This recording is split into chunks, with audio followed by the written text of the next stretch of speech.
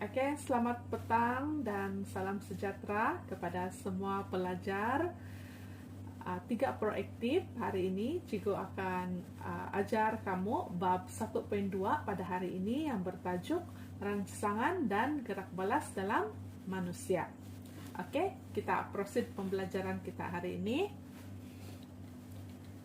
Oke, dalam rangsangan ini adalah organ deria. Organ deria kita ada 5, yaitu lidah, telinga, kulit, hidung, dan mata. Oke, apa tujuan organ deria? Organ deria ini adalah untuk mengesan perubahan pada persekitaran. Kemudian otak akan mentafsir impuls dan menghantar gerak balas melalui neutron motor ke otot atau kelenjar untuk bertindak dan menerima rangsangan dan menghantarnya sebagai impuls saraf ke otak. Oke, mata manusia. Mata manusia, kita punya mata ini bertujuan untuk melihatlah kan. Oke, jadi bola yang agak pipi itu udah kita punya mata. Bagian hadapan mata dilindungi kelopak mata. Bola mata terdiri daripada 3 lapisan, yaitu sklera, koroid, dan juga retina. Oke, mari kita tengok dia punya structure mata. Yaitu bahagian sklera, koroid, retina, lapisan luar lah.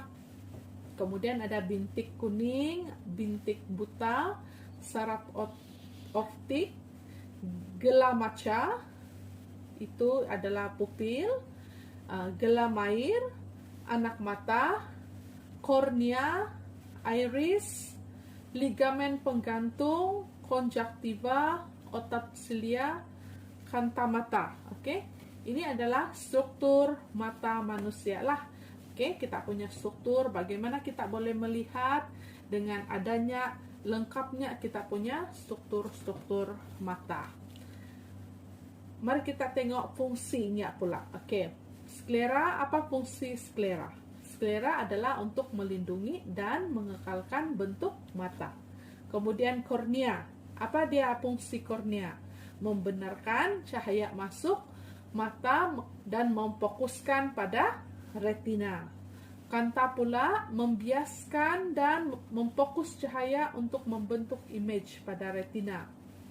Koroid membekalkan makanan dan oksigen kepada mata, menyerap dan mengelakkan pantulan cahaya pada mata. Pupil mengawal jumlah cahaya yang memasuki mata. Ligamen penggantung pula menyokong dan memegang kanta. Otot silia berfungsi untuk mengubah ketebalan kanta. Gela mair, apa fungsi dia? Membias dan memfokus cahaya untuk memasuki mata. Dan konjaktiva melindungi kornea. Retina mengesan cahaya dan mengubahnya kepada impuls saraf. Oke, ada ini. Kamu boleh baca sendiri apa-apa fungsi dia. Pada setiap struktur mata kita mempunyai peranan dan fungsi dia yang tertentu. Oke, sampai sini kamu boleh paham? Boleh, Cikgu. Oke, thank you Siti. Oke. Kemudian di dalam kita punya retina nih, dia ada 2 sel. Oke, sel apa tuh? Sel rod dan juga sel kon. Ya, betul. Di dalam retina kita ada 2 sel, yaitu sel rod dan juga sel kon. Apa fungsi sel rod? Sel rod nih dia peka kepada keamatan cahaya yang berbeza, termasuklah cahaya yang samar tetapi tidak peka kepada warna cahaya. Jadi maksud dia sel rod nih dia hanya dapat membezakan kita punya terang ataupun gelap lah, ataupun kita panggil atau yang mata tuh silau, kesilauan, tahap silau kita ini ada silau ataupun tiada. Jadi itulah fungsi sel rod. Manakala sel kon ini dia peka kepada warna cahaya. Oke, peka kepada warna yang premier. Warna premier yaitu warna asas, yaitu merah, hijau, dan juga biru. Itu fungsi sel kon. Oke. Jadi sel rod hanya berfungsi kepada keamatan cahaya, dan juga sel kon dia berfungsi untuk warna cahaya. Oke, boleh paham? Boleh. Oke. Nah. Oke, thank you. Nanti kamu terus saja bagi feedback kepada Cigo. Kalau kamu tidak paham, kamu boleh tanya.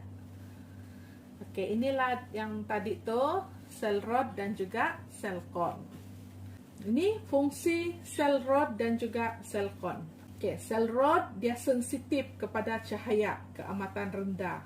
Oke, kalau sel kon sensitif kepada cahaya yang berwarna. Oke, sel rod tidak dapat membezakan warna, manakala sel kon dia dapat membezakan warna. Jika kamu ditanya dalam peperiksaan apa perbezaan sel rod dan juga sel kon, kamu boleh jawab berdasarkan nota yang diberi inilah. Oke, kamu ingat apa perbezaan dia. Coba Siti kau baca, beri perbezaan antara sel rod dan sel kon.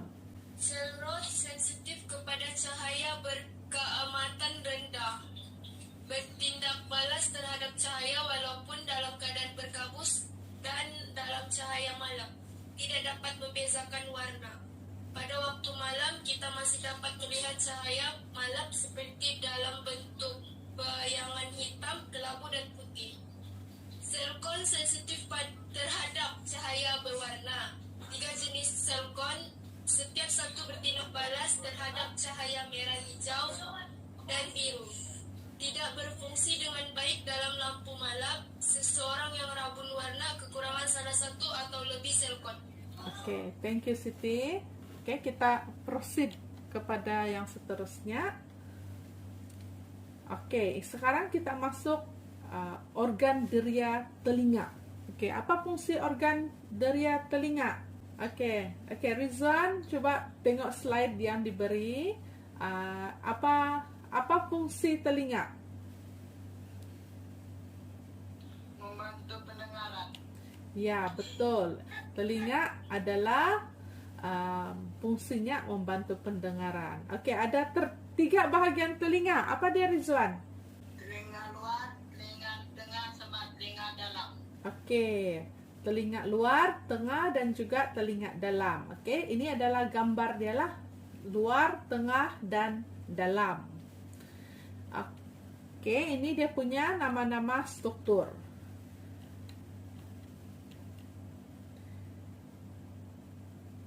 Oke, Cigo teruskan. Slide yang seterusnya, di sini ada penerangan fungsi struktur-struktur telinga tersebut dan juga apa fungsi-fungsinya.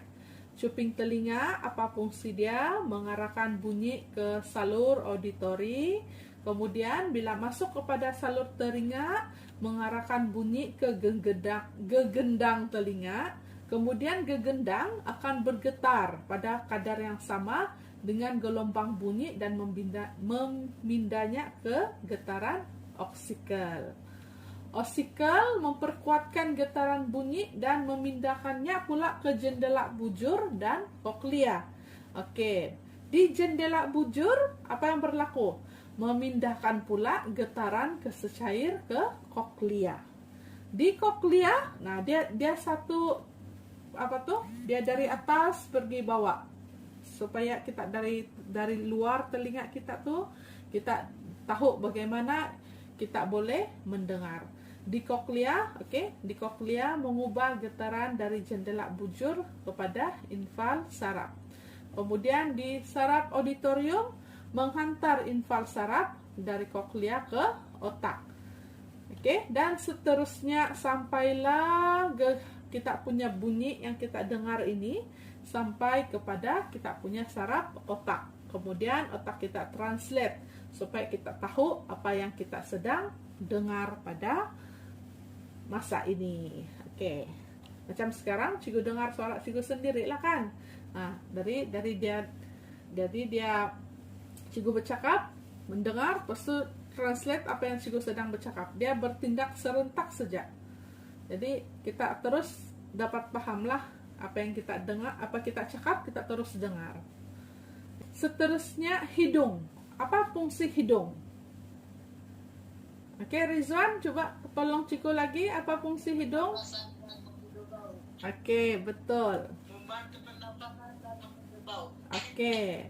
Oke, ini kita punya contoh salur hidung kita lah.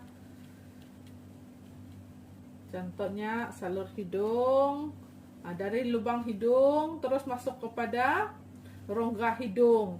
Rongga hidung tuh di atas dia ada sel deria.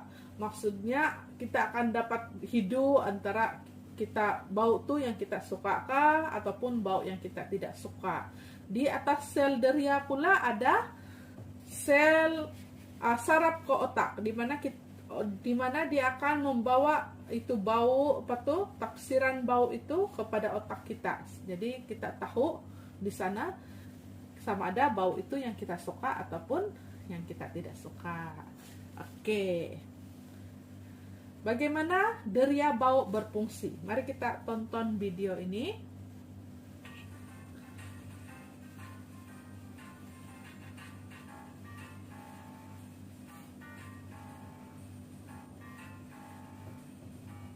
Oke.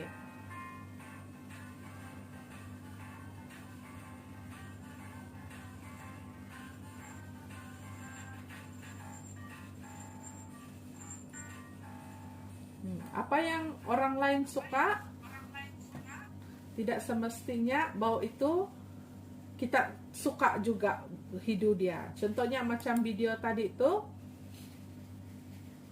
ada orang suka hidu bunga ros, tetapi ada juga orang yang tidak suka hidu bau bunga ros. Macam Cigu tidak berapa dengan bau bunga ros.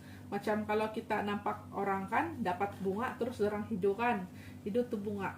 Tapi kalau Cigu tidak berapa suka bau dia. Itu kalau Cigu lah, kan setiap individu itu berbeza-beza dia punya tahap suka bau. Oke?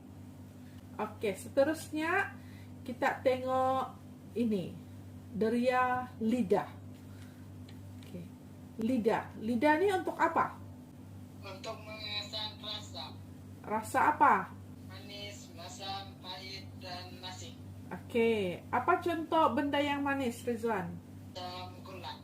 Oke, kalau masam? Limau. Pahit? Sayur peria ataupun ubat. Kalau masin? Garam, ya betul. Garam tuh masin kan? Oke, ini struktur di mana kita dapat rasa, kita punya tahap, kita dapat kesan setiap rasa-rasa yang ada di sinilah. Oke. Contohnya macam manis, di mana bahagian dia. Oke, di sini adalah bahagian yang kita rasa benda-benda manis. Kemudian kita rasa masam, di sini yang akan kesan. Lidah kita, struktur dia di sini yang akan kesan rasa masam tersebut. Kemudian rasa pahit. Nah, kenapa kita rasa pahit? Contohnya kita makan ubat, kita taruh obat paling dalam supaya kita senang telan kan. Jadi kita rasa pahit. Sebab itu pahit berada di penghujung mulut. Panadol pahit. Oke, next. Bagaimana deria rasa berfungsi? Oke, mari kita tonton video ini. Apa tugas lidah? Bernafas. Selain untuk mengesan rasa, lidah ini berfungsi untuk untuk bercakap, untuk mengeluarkan bunyi semasa bertutur. Nah, inilah fungsi lidah lagi. Kalau tiada lidah, kau bayangkan macam mana kamu bercakap kalau tiada lidah? Coba kamu bercakap tanpa menggoyangkan lidah, dapatkah?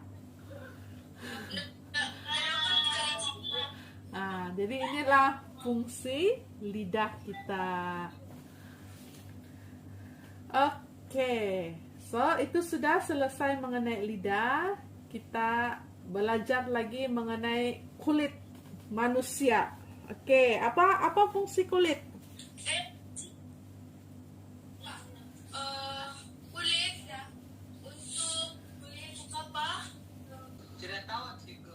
Kulit ini fungsi dia untuk cover kita punya tubuh badan supaya yang kita punya saluran darah nih kena cover lah kan. Macam juga handphone. Kamu motor cikgu. Ya, betul, handphone macam motor. Paling senang motor kan. Kalau tidak cover, connect lah motor tuh. Kau dapat juga naik, tapi macam pelik kan kita nampak tuh motor tanpa cover. Macam tu saja.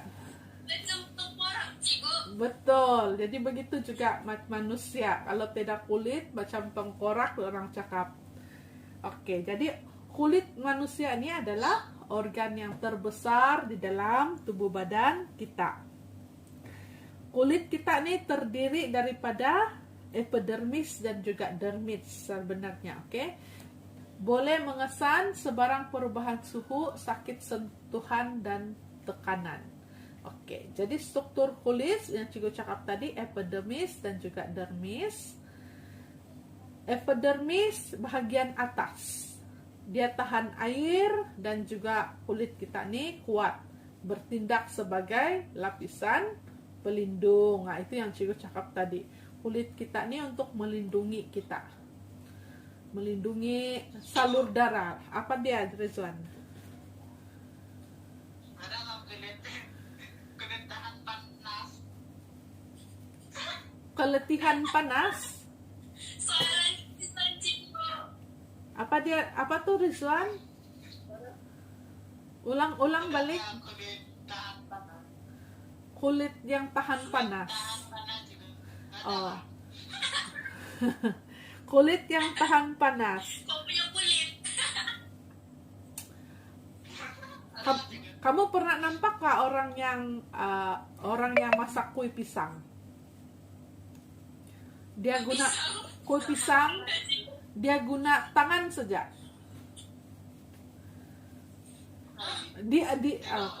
Oke, Cikgu bagi satu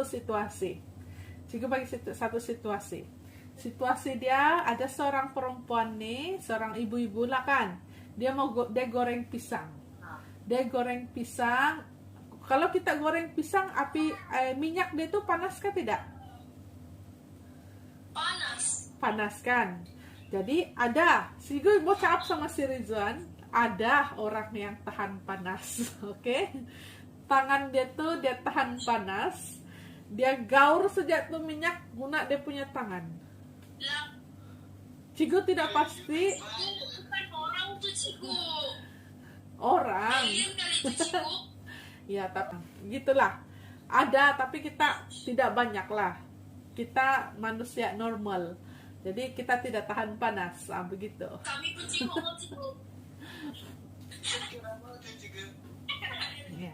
Tapi ada Rizwan yang tahan yang kau tanya tadi itu ada, tapi sangat jarang sekali. Oke. Oh, Jadi saya cikgu cakap tadi, kulit ini bertindak sebagai lapisan pelindung. Oke, dia untuk melindungi apa? Di bahagian lapisan dalam lah, kita panggil dia dermis, yang mengandungi salur darah, kelenjar peluh, dan juga reseptor. Oke, beginilah kita punya struktur kulit. Kulit. Oke, boleh paham setakat nih? tidak pada kulit nggak? Boleh. Tidak kulit kuning, Rizwan. Oke, kita tengok fungsi kulit. Nah, inilah yang cikgu cakap tadi tuh, fungsi kita punya kulit.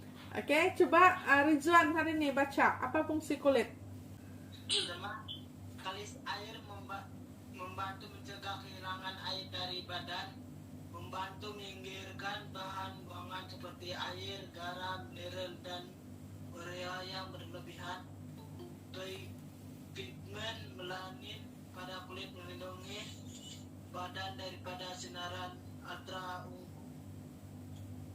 menghasilkan vitamin D apabila terdedah pada cahaya matahari, membantu menstabilkan suhu badan, mencegah kemasukan apa itu Cikgu? Mikroorganisme. Menerima rangsangan sakit, panas, sejuk, tekanan, sentuhan. Oke.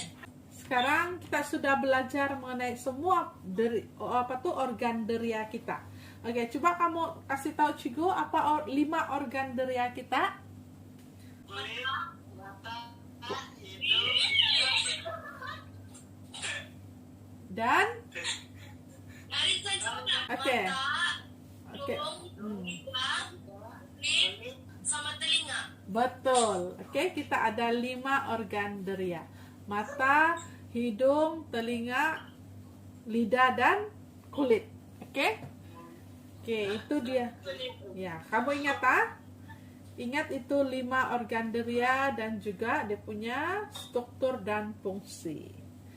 Alright. Jadi sekarang kita tengok bagaimana kita mendengar. Oke, ini juga sudah terangkan tadi.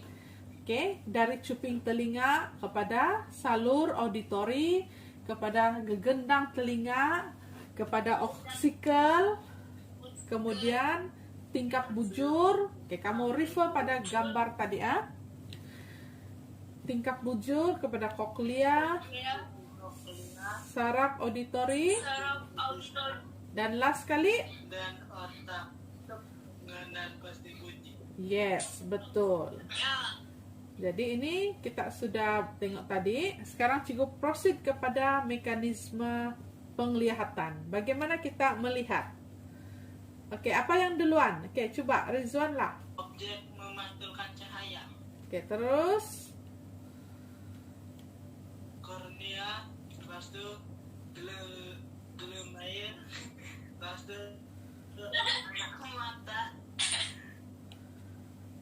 kemudian lepas itu apa lagi Cikgu? kanta, lepas itu dia pergi gelem mata, lepas itu dia pergi retina, lepas itu saraf optik dan otak, dan akhir sekali objek dilihat.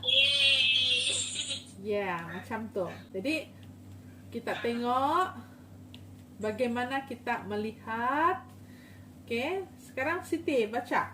Bagaimana kita melihat? Sekiranya Untuk melihat dengan jelas, sinar cahaya mesti difokuskan pada retina. Maka, kanta mengubah ketebalannya melalui tindakan jasad silia. Oke. Oke, inilah yang terjadi semasa kita kita melihatlah. Oke, dari objek jauh apa yang terjadi, kemudian objek dekat apa yang terjadi. Oke. Nanti ini Cigo akan kasih screenshot dan beri kepada kamu penerangan yang inilah supaya kamu boleh baca balik Sekarang deria sentuhan. Macam mana kita boleh sejuk tu cikgu? Oke. Rasa sejuk. Macam mana kita boleh rasa sejuk? Oke, di sini. Tengok. Tengok kita punya struktur kulit. Oke, boleh nampak kan? Oke. Di dalam struktur kulit kita ada reseptor sentuhan.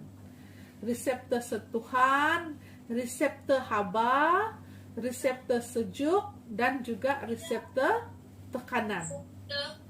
Tekanan. Iya. Kalau reseptor sejuk, bagaimana kita rasa sejuk? Siti tanya tadi, disebabkan kita ada reseptor sejuk. Jadi, bila cuaca itu sedang sejuk, kita punya reseptor itu dia main peranan. Jadi, kita akan tahu cuaca itu sedang berada dalam keadaan yang sejuk. Manakala macam Rizwan cakap tadi, macam mana? Adakah orang yang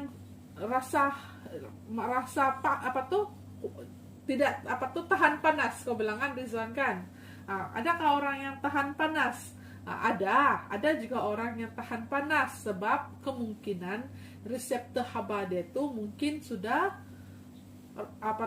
tidak bertindak, ya tidak luar biasa, sudah luar biasa, tidak bertindak semacam normal. Dia sudah luar biasa, dia sudah tidak merasa panas lagi. Dalam kuali pun, di tangan dia pun dia boleh kasih celuk tangan dia, pas dia gaur itu minyak, boleh tahan. Luar biasa kan? Luar biasa orang yang begitu. So, reseptor tekanan. Apa pula reseptor tekanan? Reseptor tekanan bentuk dia yang macam ni. Macam ada lingkaran itu tuh, lingkaran nyamuk. Contohnya ada lingkaran itu. Jadi kalau tekanan, maksud dia kalau kau terhentak macam tu yang terhentak macam kita terpukul, kita punya reseptor tekanan tu pun dia bergetar. Dia sudah tekanan lah kan, terasa kita punya tekanan sebab ada orang yang sedang menekan kita. Jadi kita punya reseptor tekanan pun bertindak balas. Oke, boleh paham setakat ni? Boleh? Ada soalan? Oke, kita teruskan. Oke, ini yang Cigo cakap sebentar tadi tuh, yang kita punya reseptor tuh kan. Reseptor kita tuh dia bergantung kepada kita punya ketebalan epidermis sama kita punya bilangan reseptor lah. Oke, jadi ada orang yang dia tidak rasa sejuk, kan? Ada orang yang tidak rasa sejuk sebab kemungkinan dia punya epidermis tu tebal. Contohlah kan, macam orang yang berisi, contoh orang yang gemuk, contoh dia tidak lambat dia rasa itu sejuk sebab dia punya epidermis tebal. Tapi berbeza kepada kalau orang yang kurus nih cepat terasa sejuk lah kalau Cigo. Itu sebenarnya tidak juga. Dia bergantung kepada ketebalan epidermis juga. Kalau ada juga orang kurus, contohnya orang yang kan, orang kurus, dia tidak rasa sejuk sebab dia punya epidermis tebal. Sama mungkin dia punya bilangan reseptor sejuk itu kurang untuk reseptor sejuk. Di setiap kita ni berbeza-beza lah. Contohnya macam si Rizwan. Contohlah kan, apa tadi Rizwan? Kau tidak tahan panas kan? Contoh dia. Kau tidak tahan panas. Kalau kau pergi luar saja, kau cepat-cepat mau pergi berlindung sebab tidak tahan itu panas.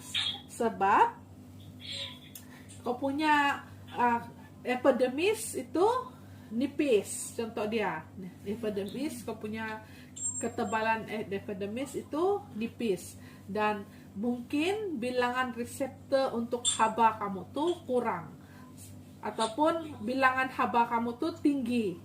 Kalau dia tahan panas tuh mungkin dia bilangan reseptor kamu tuh sedang tinggi.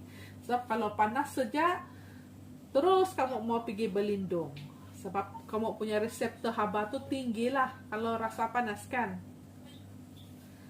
Kalau tengok dari dia punya epidermis lah kan Cigo. Iya, betul. Kepekaan kulit ini berbeza pada bahagian badan yang berlainan.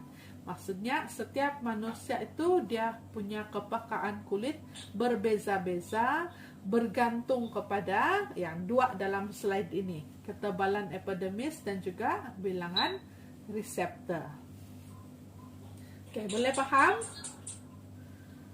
Boleh. Oke, seterusnya bahagian badan yang sensitif pada sentuhan. Oke, lebih sensitif kepada sentuhan. Bibir, contoh dia, belakang telinga, ujung jari, belakang leher. Kalau sensitif pada sentuhan, contohnya lah kamu pegang telinga, geli rasa geli kan. Belakang leher yang pegang rasa geli, contoh dia. sebab sensitif pada ya. Contohnya kurang sensitif. Bahagian yang kurang sensitif kepada sentuhan apa dia? Kurang sensitif pada sentuhan, contohnya bahagian siku kita, bahagian lutut, tapak tangan, punggung, contoh dia begitu. Ada orang kalau kena pegang lutut dia rasa geli kan. Ada orang pegang siku, orang main-main begini-begini itu orang rasa geli. Itu bergantung kepada individu. Contohnya hujung jari ini kita sensitif atau tidak? Begitu. Sensitif lah kan, sebab kita mau pegang itu handphone. Selalu handphone ini inilah yang kita kendali. Kita pegang-pegang screen tuh. Itulah maksud dia lebih sensitif. Lebih sensitif kita punya jari. Kita kalau mau tekan sesuatu itu lebih sensitif. Kalau kita guna tapak tangan kita kasih bergerak, kita punya screen tidak dapat kan detect nih handphone kita. Coba kamu kasih begini macam foto padam saja. Itu yang dimaksudkan dia lebih itu yang dimaksudkan dia lebih sensitif kepada sentuhan lah. Oke, boleh paham Mas setakat nih?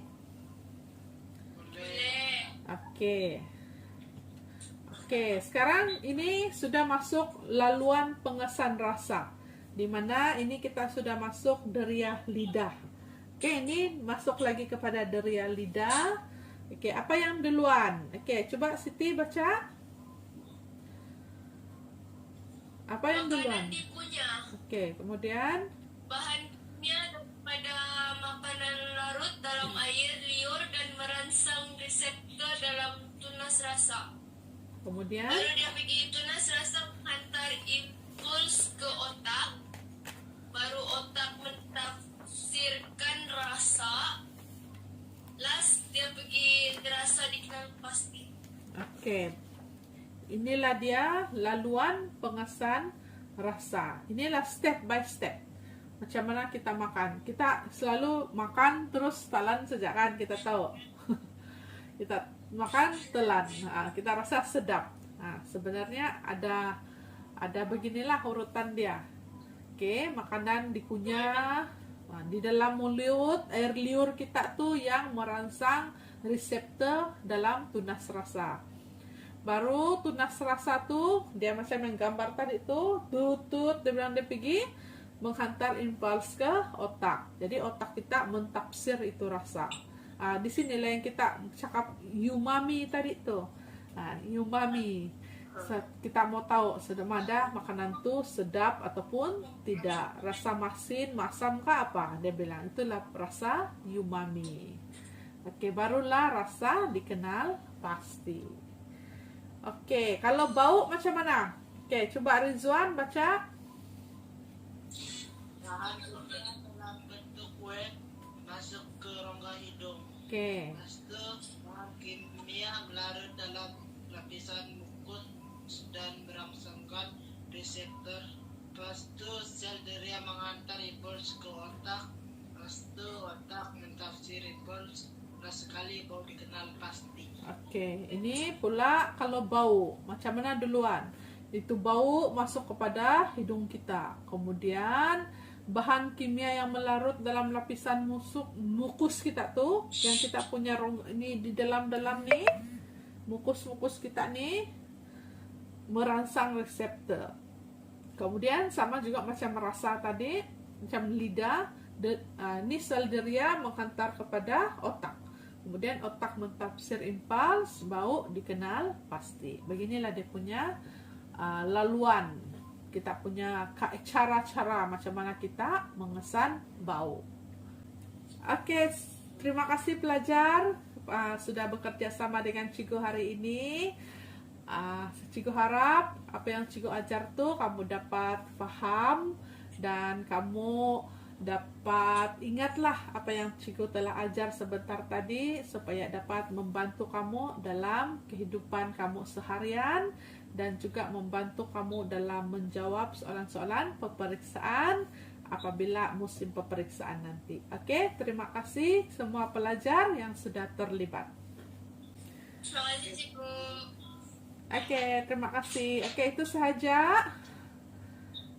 Kita jumpa lagi minggu hadapan. Thank you. Bye. Bye.